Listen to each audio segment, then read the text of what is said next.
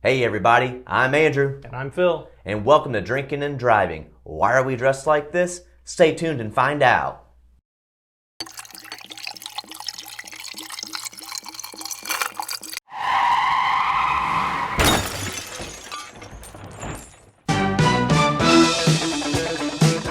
Hey, welcome back to Drinking and Driving. So in Drinking and Driving, we take a car, we talk about parts of the car, history of the car, and then we talk about ingredients that remind us of either the parts or the history of the car or characteristics.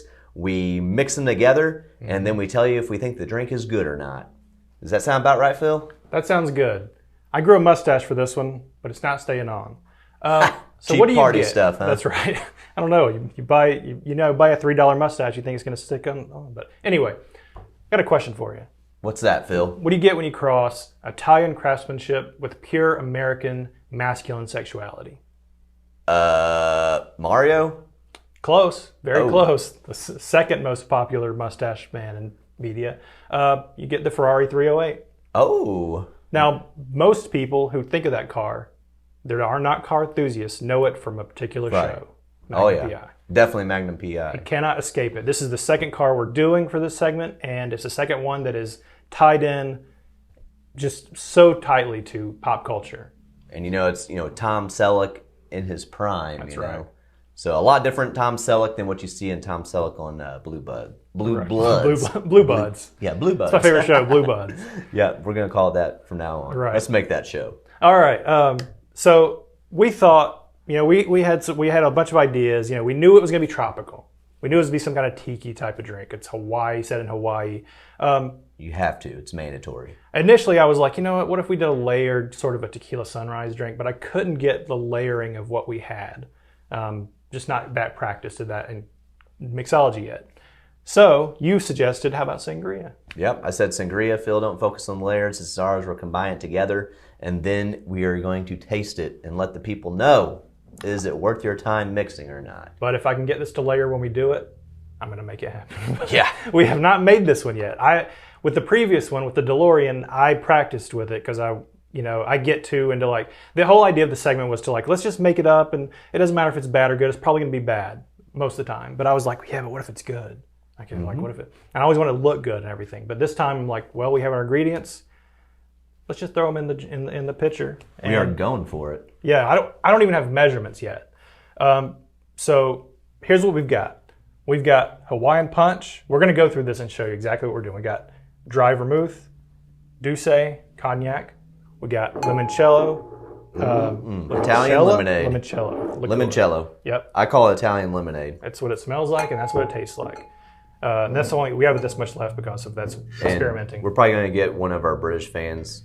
We're going to really make them mad. But we found the most London British thing that we could find, right. for obvious reasons that we'll get to later. But Beefeater Gin. All right. And we got our here's the thing about sangria. I've never had it before. I have. Yeah, and you like it, right? Yeah, you go to any winery, in Southeast Missouri, that's where we're from. Any winery, they got sangria. It's like their house, drink to get. It's cheap. It makes you feel good. Yeah. Great thing to sip on a nice, weekend, sunny day. That's a good description for drinking. It's cheap. It makes you feel good. That's why a lot of people go out on the weekend. Usually the cheapest drink on the menu at the winery. That's right. And it's always it's a Spanish drink. It's a wine drink. So in our thing, we're like the most obvious base ingredient we could think of was Hawaiian Punch. Like that'll be fun. It's Hawaii. Mm-hmm. It's got the word punch in it. Yeah. It's action. So that's going to be replacing our wine. Now, this is a sangria, and they usually throw in chunks of fruit. Sometimes it's apples, and thinking what else they got in there. Well, we're going with pineapple and that. They use a lot of times they use apples and stuff, and we're using pineapple. Apples, oranges, grapes. Yeah. Throw it all in there. You throw it in there. You pour your ingredients in for regular sangria, and you chill it. It all marinates together, and you serve it in a wine glass. It's just glorified jungle juice, which if you're not from Southeast Missouri, you might not know what that is, but that might be another episode. All right, so do you want to get started? You got any thoughts you want to get to? All right. Let's get to it. Let's start. Let's put a layer of our pineapple in there. So we probably aren't going to need all of it. So let's see what we can do here. We got All our right. pineapple chunks. Let's do it. Watch Andrew, out. Pineapple's peeing in there. Look at that. Look at You can that. throw that in there. It's seasoned. That's right. We're just going to get a good layer. Oh my gosh. Oh, yeah. Oh man. Chunks everywhere. That's right. Chunks. That's why I don't practice. You should. And you know what? You don't practice. This is part of it. It's a mess.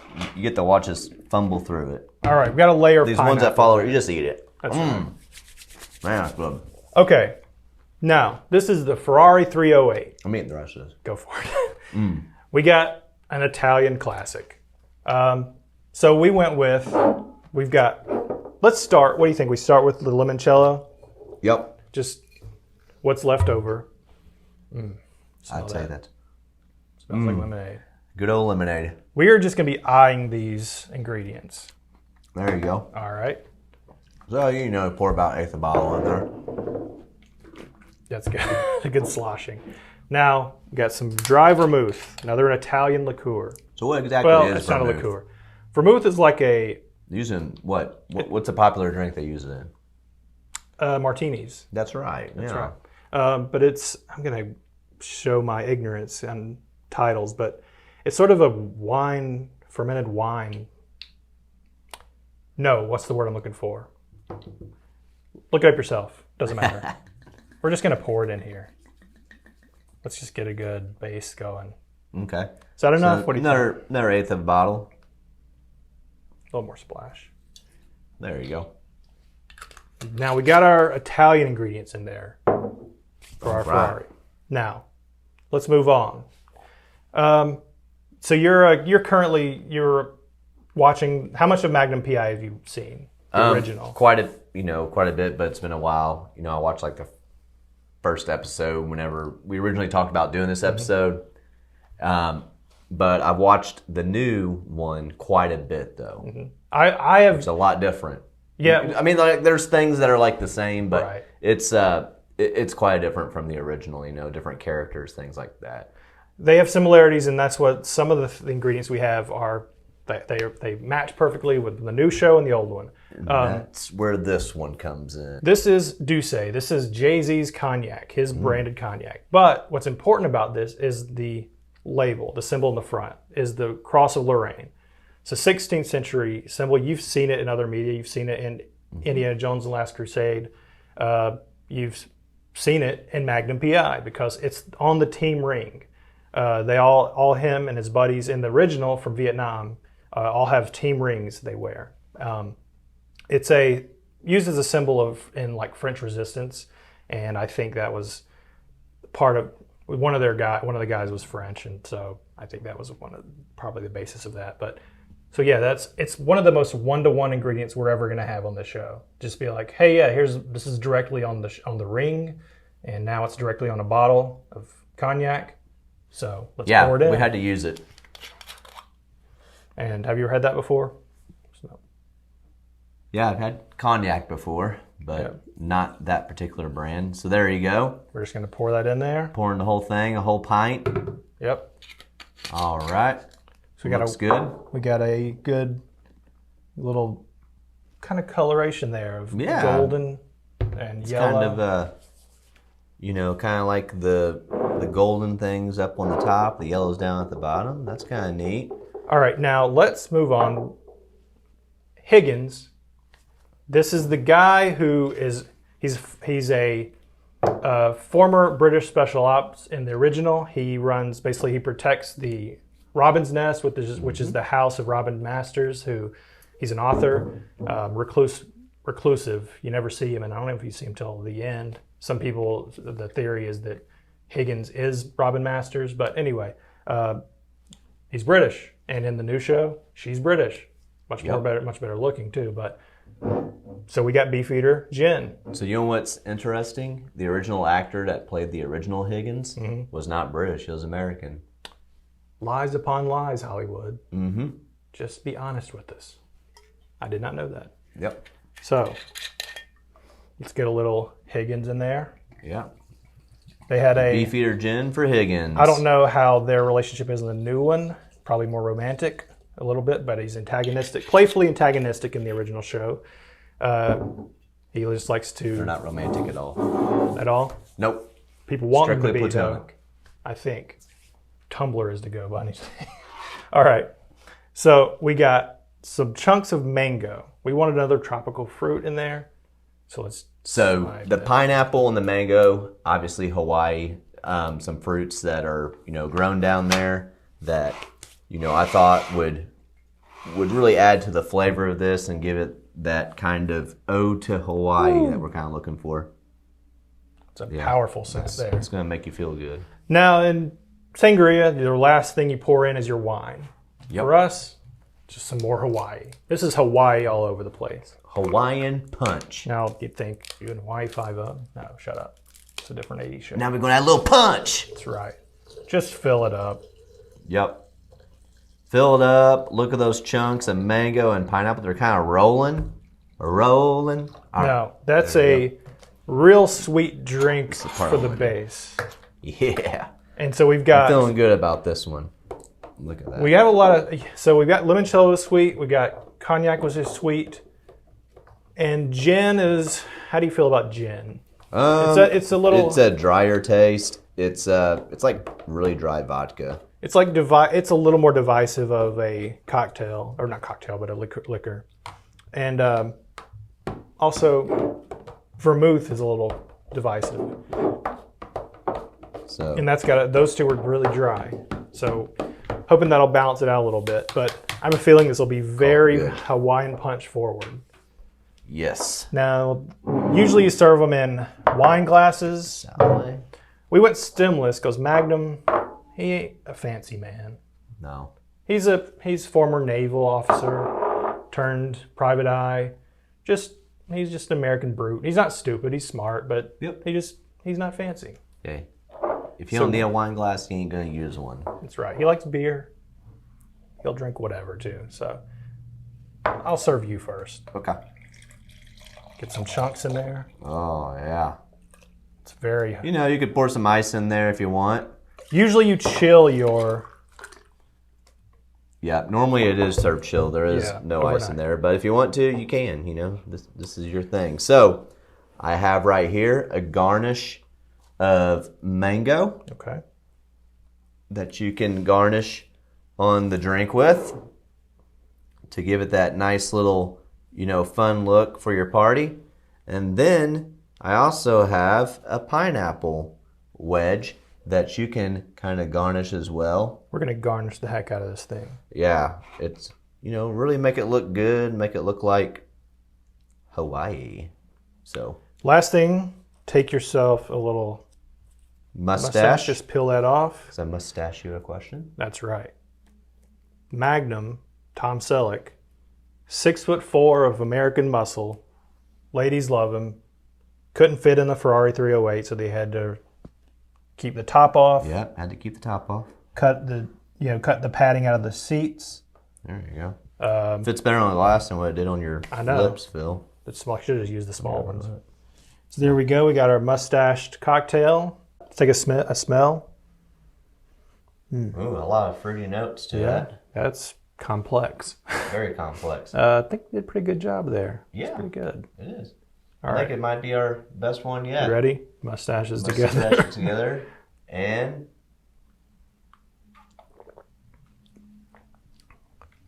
Whew. very. It's not as As strong as I thought. it's not it as would be. Hawaiian punch forward as I expected. Yeah. Because some of the drier stuff, the gin and the vermouth, are just coming through there. That is hard to describe. Yeah. It's not bad. No, it's like I can taste like the pineapple. I can taste the. You can kind of feel the presence of the vermouth there on your on like the back of my tongue. I think maybe that cognac is coming through a little Yeah, bit. and then I kind of taste that the cognac for sure. Okay. Not bad. Not bad. It's easy for inventing a cocktail to go awry. Yeah. And, that's not bad. I'm not going to call, I'm not going to say we hit 2 for 2 out of the park, but they're not bad. Yeah. You know. It's better than the DeLorean, that's for sure. That's right. The DeLorean had a very, that one, because of the Irish cream, had a very, desserty drinks are probably not as popular, in my opinion, as like a tiki drink or tropical drink. This is something I could definitely see, me drinking on the lake or, put it in a cooler and take it down the river, Not too bad. So, let's talk about the Ferrari 308 GTS, Phil. So what do you know about that car? Not a whole lot, but I will say that for people who are not like full on what you could call gearheads, just people who are Right. they not only love cars but they know about the engines, everything. There are two types of Ferraris from that time period, the 70s and 80s and early 90s, that people our age, older, younger, would have recognized. When they say when they say Ferrari, what do you picture? You picture either the 308 or the Testarossa. Yeah. Those are the two. Those are poster Sure, cars. Testarossa. Those are what I call poster cars. They're, Yeah. you'd put them on your bedroom and you're just like, well, that's the Ferrari. You don't really have to know anything about it. It just looks cool. Yeah. And that's what happened with the 308, in my opinion, is it's going to be popular because it's a Ferrari with car enthusiasts, but it crossed over into mainstream appeal with Magnum PI. So suddenly people are like, yeah, I love that car. Yeah. So it's synonymous. So the Ferrari 308 GTS. So how much horsepower do you think that 2.9 liter V8 engine pumped out, Phil? I don't know. I always, these things in retrospect, you picture them be a lot faster than they actually were, like the Testarossa and everything. So what are we talking? 240 base horsepower. Okay. 0 to 60 in 5.9 seconds, and a top speed of 152 miles per hour. It's not bad. So, not bad. Not too shabby. The big thing about the car was, the handling. It handled good.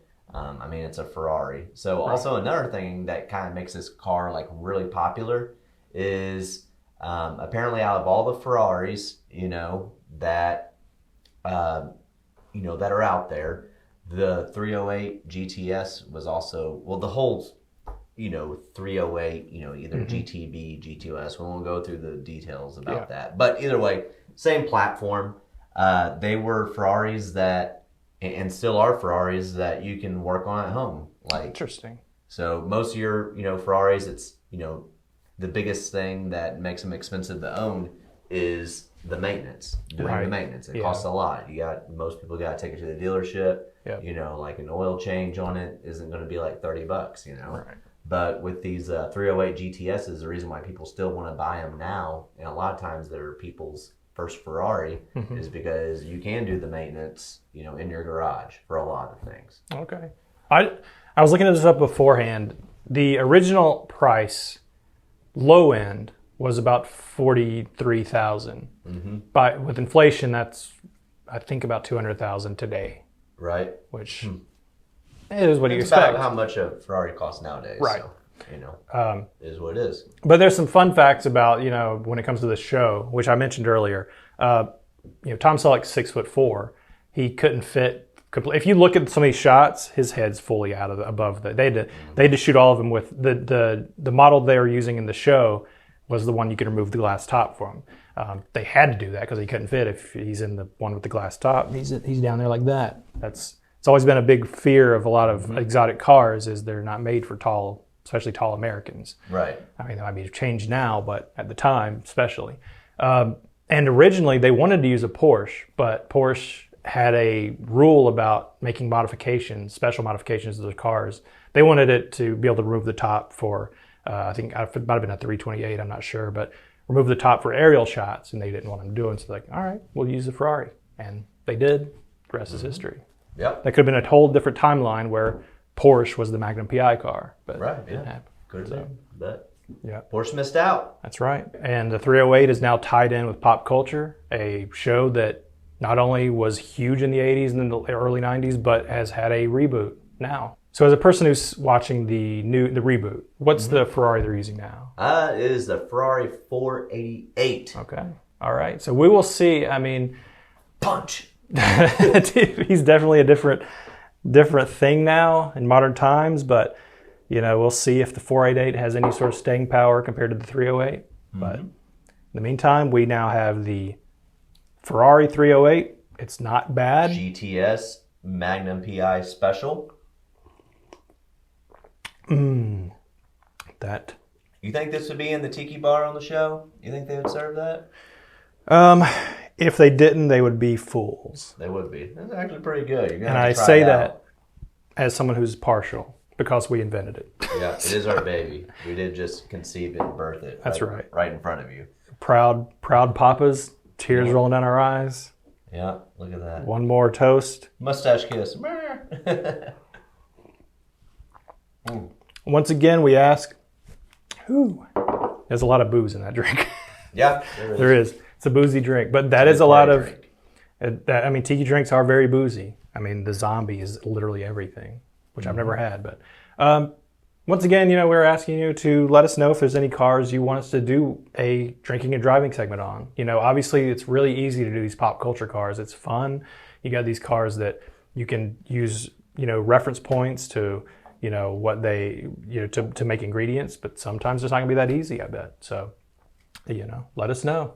Yep, and don't forget to hit that like button, the subscribe button. Don't forget to leave a comment. Hawaiian hit punch that it. bell so you can get notifications. That's right. That's a lot of Hawaiian punch left that I'm not going to get through. So, Yeah, we're going to have to get some more booze in order to mix up some more. That's right. To get through your punch. Here's to you, Magnum. And then here's to the 308 GTS Ferrari. Bye-bye. Bye.